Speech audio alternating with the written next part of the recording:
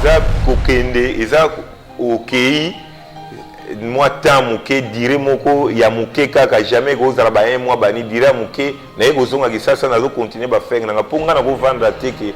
na vai na poto ti suka nango bandi ko betela nga calcul ke banda kenda asali nini asali ba calcul na ndo betela batunga non ngai ba kachere bele ba kenda ba poto betela ba calcul ngai na tangi na ko ba kachere e ba kenda poto ba betela ba calcul te mais ngai na zotala pona ngai na zo ba pona ngai yo moko loba ce que tu es funa mobimba ce n'est pas parti à niata tous à la logique wana to bengi mwana mo aza ko lekana yo moko okoyoka réponse Maurice Loma aza père de famille ndenge moni ebongo et puis aza mutu moko soko vai na ye okomona ke non Maurice aza na ba catégorie moko boye ba poids moko boye makam na bango oyo ezoleka kuna na poto nga nayebi yango te bon na kosenga kaka nde ke en tout cas faut koyebaka kogarde bande koyebaka maloba nini oloba na presse makambo po ce n'est pas veut dire oke obandi koloba babiloko moko bainsalite non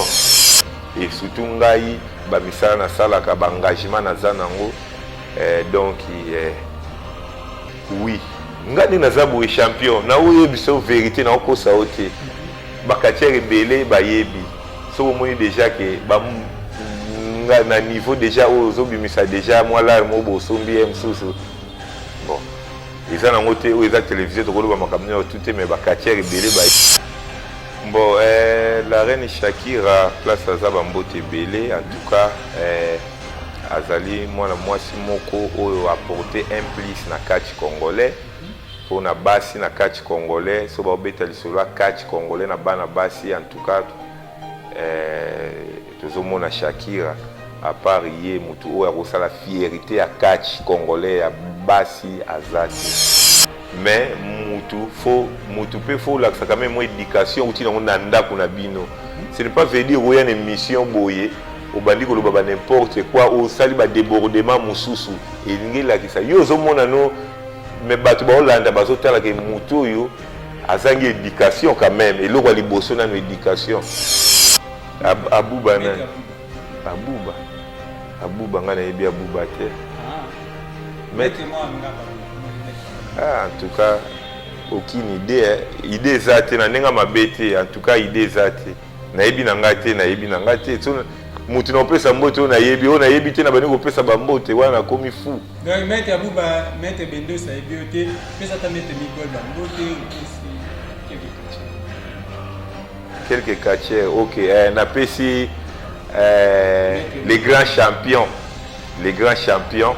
oyo penza bato nyonso aza champion oyo azo mérité kutu kozala champion ya monene eza lokola pati ya niata fo napesi bambote ebele bato baosala fierité ya catch maître giga mpe aza ne champion nga napesi nde aza champion oui aza champion mais nga nazokende na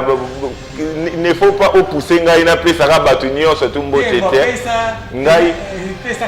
te napesi mbote yo mo omoni te ngai kachere nyonso napesi bino mbote mpona boyo alobaki boye apesi biso te et les autres napesi bino mbote mais bamapasa chango napesi bango mpenza ya